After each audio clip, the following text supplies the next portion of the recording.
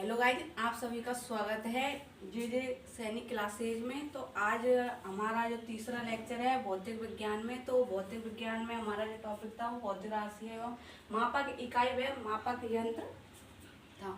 तो उसमें हमने देख लिया था कि भौतिक राशियाँ क्या होती है और ये दो प्रकार की होती है। इसके बाद हमने देखा था कि मूल इकाई और व्युत्पन्न इकाई क्या होती है। इसके बाद हमने देखा था कि जो हमारी एसआई पद्धति, एमकेएस पद्धति, सीजीएस पद्धति और एफपीएस पद्धति में भौतिक राशियों के मात्रक अलग अलग लिए जाते हैं। तो उसके बाद हमने देखा था कि जो एसआई जो मात्रक पद्धति होती है उसमें एमकेएस पद्धति का ही संशोधित रूप है।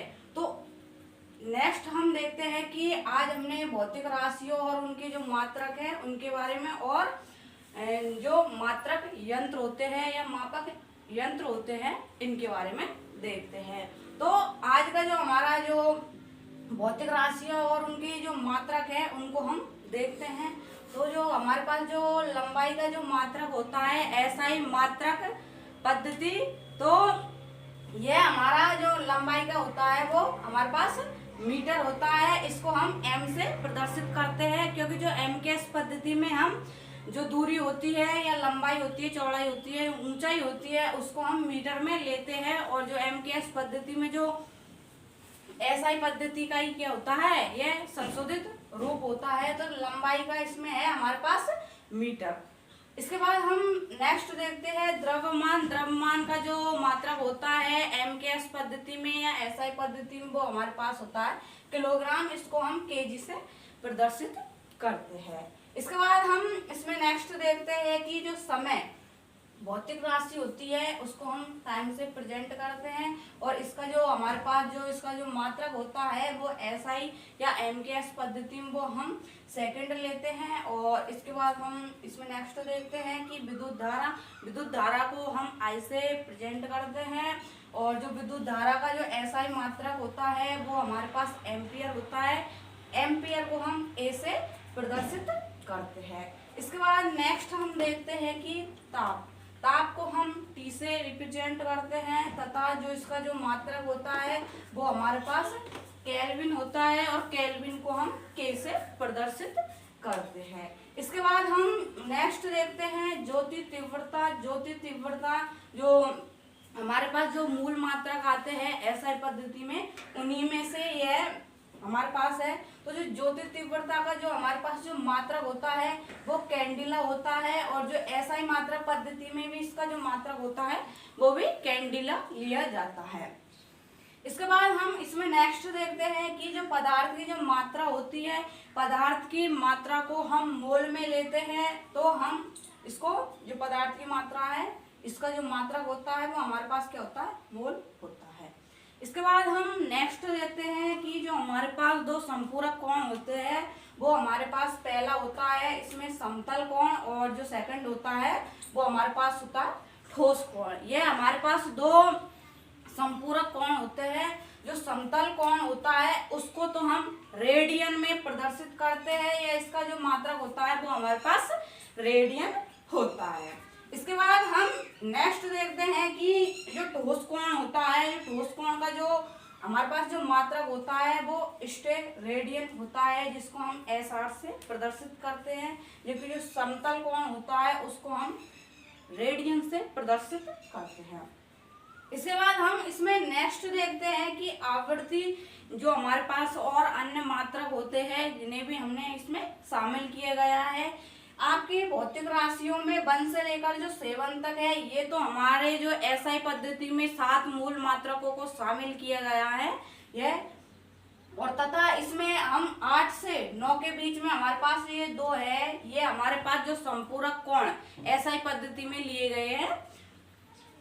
तो जो समतल कोण है इसको रेडियन से और ठोस कोण को हम स्टेरेडियन से। इसके बाद जो आवृत्ति है इसका जो मात्रक होता है वो हर्ट्ज होता है। और जो इसका जो मात्रक लिखते हैं इसको प्रदर्शित करते हैं वो HZ से प्रदर्शित करते हैं।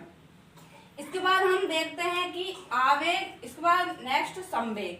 तो जो संवेग की जो हमारे पास जो इसका मात्रक होता है वो मीटर पर सेकंड होता है क्योंकि जो हमारे पास जो संवेग की परिभाषा होती है PmV। तो इसके बाद हम इसमें नेक्स्ट देखते हैं आवेग। आवेग का जो हमारे पास जो मात्रक होता है वो न्यूटन पर सेकंड होता है। इसके बाद हम इसमें नेक्स्ट देखते हैं कि हमारे पास जो पृष्ठ तनाव है, पृष्ठ तनाव का जो हमारे पास इसका जो मात्रक होता है वो न्यूटन प्रति मीटर होता है। इसके बाद विभवांतर विद्युत आवेश। तो विद्युत आवेश या हम आवेश बोल सकते हैं। तो जो आवेश का जो मात्रक होता है वो हमारे पास कूलाम होता है। कूलाम को हम C से प्रदर्शित करते हैं। इसके बाद हम देखते हैं कि विभवांतर जो दो बिंदुओं के मध्य की जो हम लाने में विभव को जो कार्य करते हैं वो हमारा विभवांतर कहलाता है। और विभवांतर को भी हम वोल्ट से प्रदर्शित करते हैं, क्योंकि विभवांतर में दो बिंदुओं के मध्य विभव को लिया जाता है और विभव भी एक प्रकार का जो आवेश होता है, आवेश को हम वोल्ट से प्रदर्शित करते हैं। इसके बाद हम इसमें नेक्स्ट देखते हैं विद्युत प्रतिरोध, या जिसे हम प्रतिरोध भी बोल सकते हैं। तो जो प्रतिरोध का जो हमारे पास जो मात्रक होता है वो हमारे पास ओम होता है। इसके बाद हम इसमें नेक्स्ट देखते हैं कि विद्युत धारिता। विद्युत धारिता का जो मात्रक होता है, या हम यह भी बोल सकते हैं धारिता का मात्रक क्या होता है। तो जो धारिता का जो मात्रक होता है वो हमारे पास फैराडे होता है। और फैराडे को हम F से प्रदर्शित करते हैं। तो आप सभी के समझ में आ गया होगा कि जो लंबाई का जो मात्रक है वो हमारे पास मीटर होता है, और द्रव्यमान का है वो केजी होता है, और जो समय का होता है वो हमारे पास सेकंड होता है। और ताप का है जो केल्विन है, ज्योति तीव्रता है वो हमारे पास कैंडेला होता है, और जो पदार्थ की जो मात्रा है उसका मोल होता है। और जो समतल कोण है उसका जो मात्रक है वो हमारे पास रेडियन होता है, जबकि जो ठोस कोण है उसका हमारे पास स्टेरेडियन होता है। आवृत्ति का जो मात्रक है वो हमारे पास हर्ट्ज, और आवेग का है जो हमारे पास वो मीटर पर सेकंड होता है। और इसके बाद जो पृष्ठ तनाव का है वो हमारे पास न्यूटन पर मीटर होता है। और इसके बाद विद्युत आवेश का है वो हमारे पास कूलाम होता है। विभवांतर का है वो हमारे पास वोल्ट होता है। और जो विद्युत प्रतिरोध है उसका हमारे पास ओम होता है। और विद्युत धारिता को हम फैराडे इसका मात्रक होता है। इसके बाद हम इसमें नेक्स्ट देखते हैं कि भौतिक राशि और एसआई मात्रक। ये इधर की तरफ नहीं आया इसलिए हमने इनको इधर तरफ लिख दिया है। 17 तक आपके यहाँ तक हो चुके हैं। इसके बाद आप 18वां देखिए कि जो प्रेरक चुंबकीय फ्लक्स होता है उसका जो मात्रक हमारे पास आता है वो वेबर होता है। और वेबर को हम WB से प्रदर्शित करते हैं। इसके बाद हम देखते हैं ज्योति फ्लक्स। ज्योति फ्लक्स का जो हमारे पास जो मात्रक होता है वो हमारे पास ल्यूमेन होता है, और ल्यूमेन को हम LM से प्रदर्शित करते हैं। इसके बाद नेक्स्ट देखते हैं प्रकाश तरंग दैर्घ्य, या हम इसे तरंग दैर्घ्य भी ले सकते हैं। तो प्रकाश तरंग दैर्घ्य पूछे या आपसे तरंग दैर्घ्य पूछे तो इसका जो मात्रक होता है वो हमारे पास एंगस्ट्रॉन होता है। और एक एंगस्ट्रॉन बराबर हमारे पास होता है 10⁻⁻10 मीटर।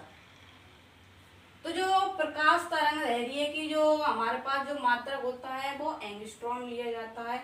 इसके बाद हम इसमें नेक्स्ट देखते हैं शक्ति। शक्ति पावर जिसे बोलते हैं, इसे P से प्रदर्शित करते हैं तथा जो इसका जो मात्रक होता है शक्ति का वो हमारे पास होता है वॉट, जिसे हम W से इसे प्रदर्शित करते हैं। इसके बाद नेक्स्ट देखते हैं हम त्वरण। त्वरण क्योंकि हम जानते हैं कि जो हमारे पास वेग में जो परिवर्तन की दर होती है उसे हम त्वरण कहते हैं। तो त्वरण को हम जो इसका जो मात्रक होता है वो मीटर पर सेकंड स्क्वायर होता है। इसके बाद हम इसमें नेक्स्ट देखते हैं कि कार्य तथा ऊर्जा। जो कार्य का जो मात्रक होता है वो हमारे पास जूल होता है, और जूल को हम जैसे रिप्रेजेंट करते हैं। इसके बाद हम नेक्स्ट देखते हैं दाब। दाब को हम प्रेशर जिसे कहते हैं।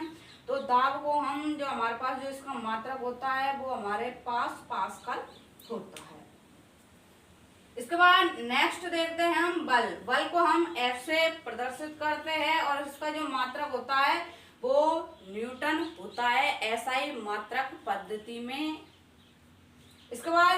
इसके बाद हम क्षेत्रफल देखते हैं कि हम क्षेत्रफल में यदि हम किसी भी चीज का क्षेत्रफल देखें तो उसमें हम लंबाई इंटू चौड़ाई लेते हैं, तो हम वहां पर लंबाई इंटू चौड़ाई ले रहे हैं, तो हमारी जो एसआई मात्रक पद्धति है उसमें हम लंबाई चौड़ाई और ऊंचाई को हम मीटर लेते हैं। तो यहाँ पर जो इसका क्षेत्रफल का जो हमारे पास जो इसका जो मात्रक आया है वो हमारे पास वर्ग मीटर आया है। मीटर इंटू मीटर बराबर मीटर स्क्वायर। तो हमारे पास जो एरिया का जो हमारे पास जो मात्रक आया है वो वर्ग मीटर या मीटर स्क्वायर आया है।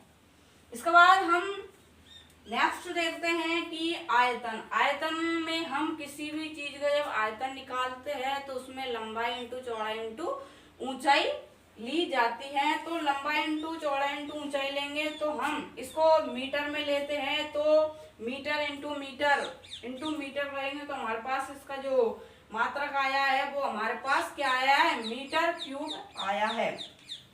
इसके बाद हम इसमें नेक्स्ट देखते हैं कि कोणीय वेग।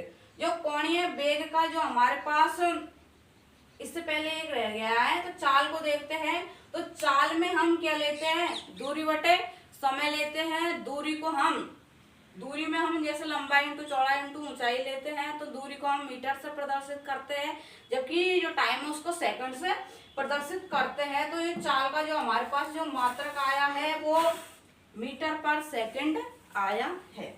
इसके बाद हम इसमें नेक्स्ट देखते हैं कोणीय वेग। तो जिस प्रकार हमारे पास जो वेग का जो फॉर्मूला आता है मीटर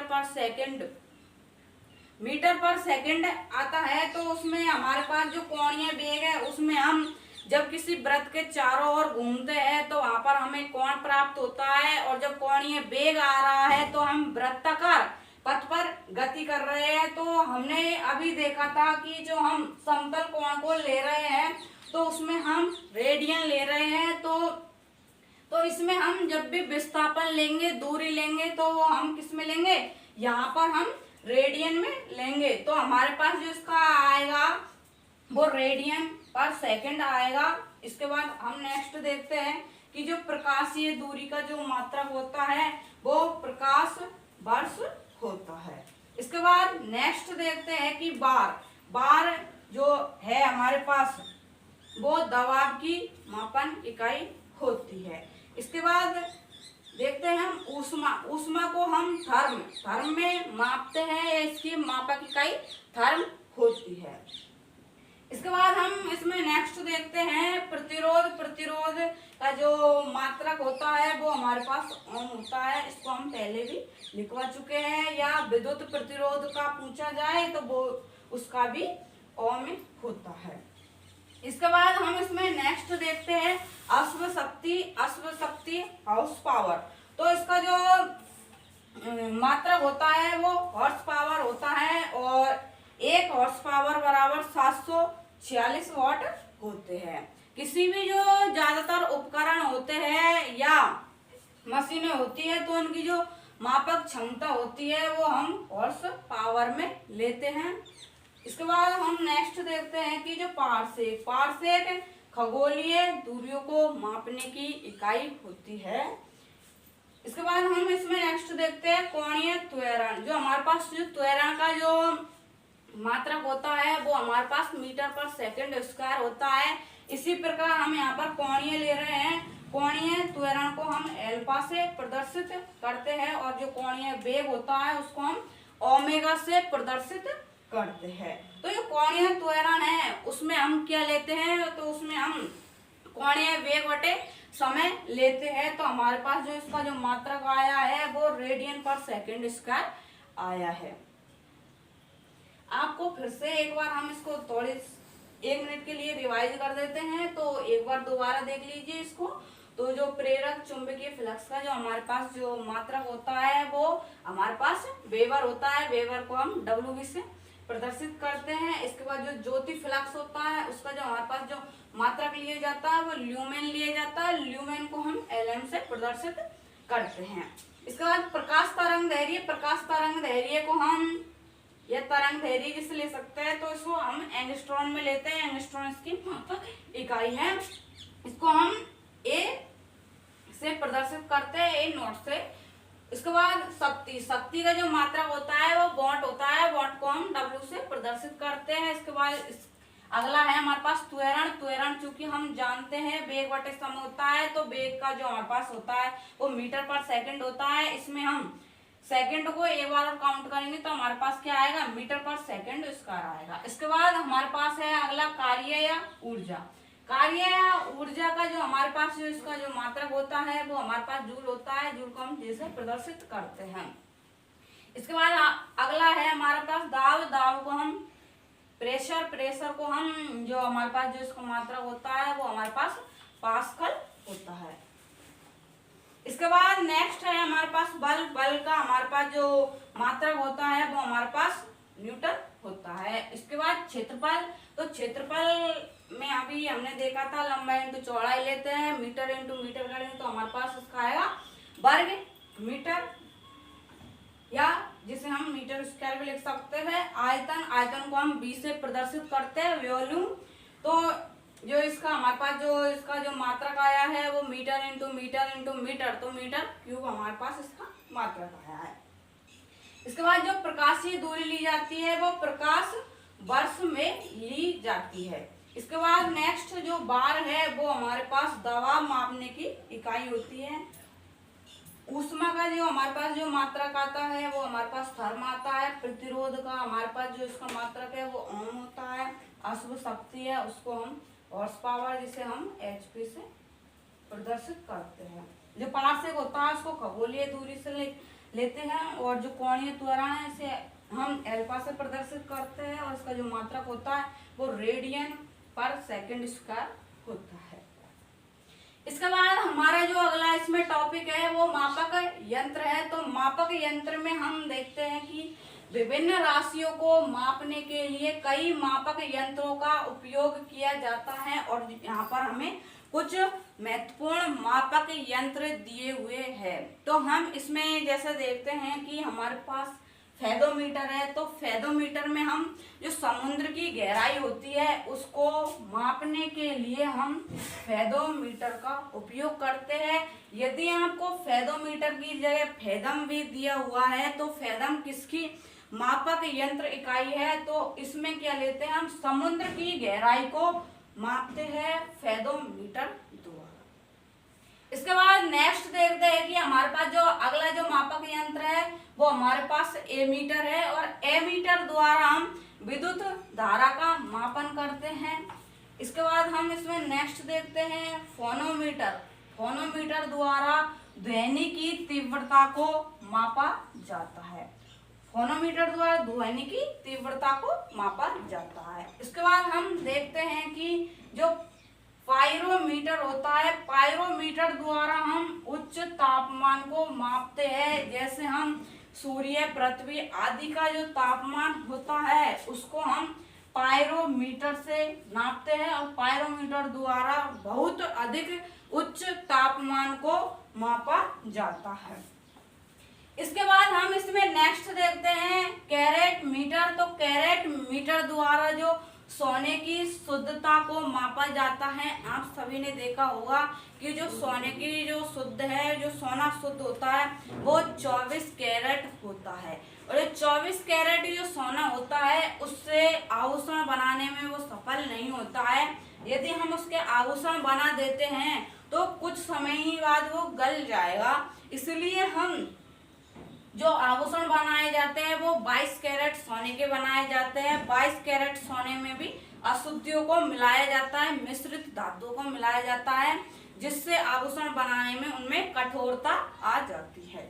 तो जो कैरेट मीटर है वो सोने की शुद्धता को मापने में इसका उपयोग किया जाता है, और जो शुद्ध कैरेट जो सोना होता है वो 22 कैरेट होता है। शुद्ध हमारे पास 24 होता है, तथा जो अशुद्ध में लेते हैं वो हमारे पास 22 कैरेट होता है। इसके बाद हम इसमें नेक्स्ट देखते हैं कि बोलोमीटर। बोलोमीटर द्वारा हम तापमान में परिवर्तन की माप करते हैं कि यदि हमारे पास तापमान में परिवर्तन हो रहा है तो उसको हम बोलोमीटर से उसको मापते हैं। इसके बाद हम इसमें नेक्स्ट देखते हैं कि गैल्वेनोमीटर। गैल्वेनोमीटर द्वारा हम विद्युत धारा की उपस्थिति को जांच करते हैं कि यदि कोई उपकरण है तो उसमें हम करंट प्रवाहित कर रहे हैं तो उसमें धारा प्रवाहित हो रही है या नहीं हो रही। तो जो गैल्वेनोमीटर है यह विद्युत धारा की उपस्थिति को जांच करने में आता है। इसके बाद हम इसमें नेक्स्ट देखते हैं कि जो हमारे पास है बैरोमीटर। बैरोमीटर द्वारा हम वायुमंडलीय दाब को मापते हैं। इसके बाद नेक्स्ट देखते हैं कि हाइग्रोमीटर। हाइग्रोमीटर द्वारा हवा की आर्द्रता को मापा जाता है। हाइग्रोमीटर हवा की आर्द्रता को मापा जाता है। इसके बाद हम नेक्स्ट देखते हैं कि ओडोमीटर। ओडोमीटर द्वारा हम वाहन द्वारा तय की गई दूरी को मापते हैं। ओडोमीटर वाहन द्वारा तय की गई दूरी की, कोई वाहन है वो कितनी दूरी चल चुका है तो हम उसे ओडोमीटर द्वारा मापते हैं। इसके बाद नेक्स्ट है हमारे पास अल्टीमीटर। अल्टीमीटर द्वारा हम ऊंचाई मापने में इसका उपयोग करते हैं। अल्टीमीटर का उपयोग ऊंचाई मापने में करते हैं। इसके बाद हम इसमें देखते हैं विंडवेन। विंडवेन द्वारा हम वायु की दिशा ज्ञात करने में विंडवेन का उपयोग किया जाता है। विंडवेन मापक यंत्र होता है जिससे हम वायु की दिशा ज्ञात करने में इसका उपयोग करते हैं। इसके बाद हम इसमें नेक्स्ट देखते हैं ऑक्सेनोमीटर। ऑक्सेनोमीटर द्वारा पौधों की वृद्धि को मापने में इसका उपयोग किया जाता है। ऑक्सेनोमीटर द्वारा पौधों की वृद्धि को मापने में। इसके बाद हम देखते हैं इसमें नेक्स्ट पायरोहेलियोमीटर। पायरोहेलियोमीटर द्वारा हम सौर विकिरणों को मापने में इसका उपयोग किया जाता है। इसके बाद हम इसमें नेक्स्ट देखते हैं कि इलेक्ट्रोमीटर। इलेक्ट्रोमीटर होता है वो हमारे पास दूध का सापेक्षिक घनत्व या दूध की शुद्धता को जांच करने में इलेक्ट्रोमीटर का उपयोग किया जाता है। इलेक्ट्रोमीटर एक प्रकार का यंत्र होता है जिसे यदि हम दूध में डाल देते हैं तो दूध की शुद्धता का है पता लगा देता है कि इसमें कितना पानी डाला है। इसके बाद हम इसमें और कुछ मापक यंत्र देखते हैं तो इसके लिए अभी हम इसको हटा देते हैं।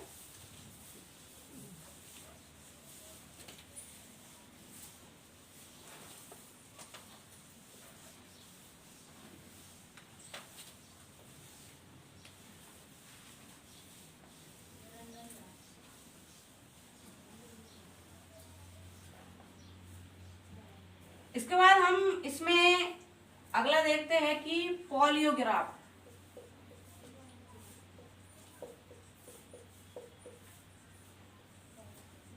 पॉलियोग्राफ द्वारा हम किसी व्यक्ति यदि झूठ बोल रहा है तो उसका हम पता पॉलियोग्राफ द्वारा लगा सकते हैं। तो झूठ का पता लगाने में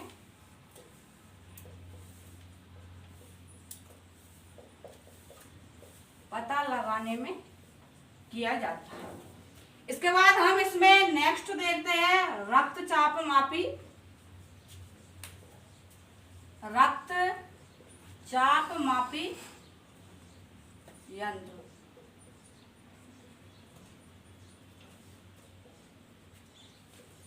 रक्तचाप मापने में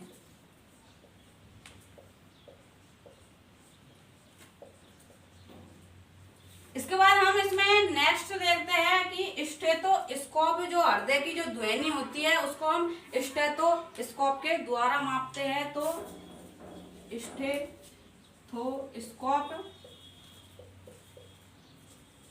स्टेथोस्कोप द्वारा हम हृदय की ध्वनि को मापते हैं।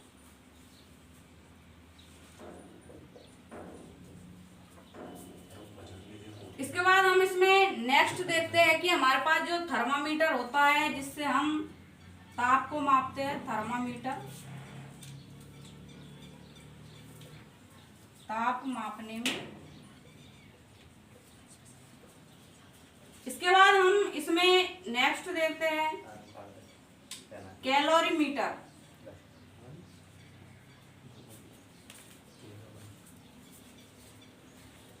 कैलोरीमीटर द्वारा हम ऊर्जा का मापन करते हैं, ऊर्जा को मापने में। इसके बाद हम इसमें नेक्स्ट देखते हैं कि जो सिस्मोग्राफ होता है, इससे हम भूकंप का पता लगा सकते हैं। सिस्मोग्राफ भूकंप का पता लगाने में।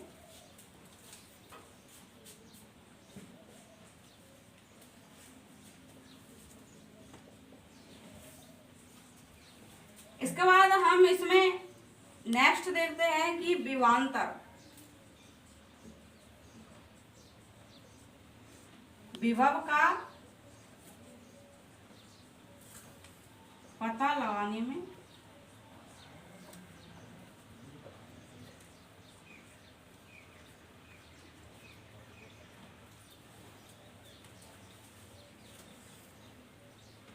इसके बाद हम इसमें नेक्स्ट देखते हैं कि जो कार्डियोग्राफ होता है, इससे हम हृदय की गति का पता लगाते हैं।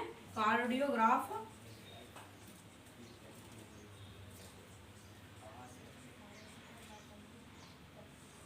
हृदय की गति का पता लगाने में।